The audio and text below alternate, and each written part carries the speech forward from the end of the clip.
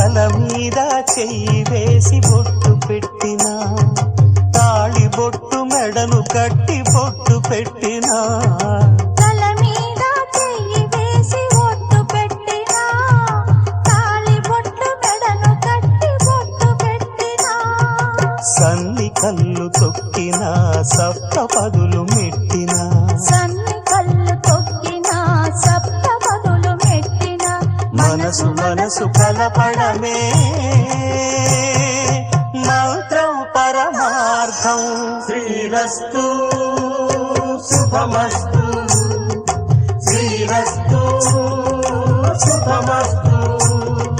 శ్రీకారం చుట్టుకుంది పెళ్లి పుస్తకం, ఇక ఆకారం దాచుతుంది కొత్త జీవితం.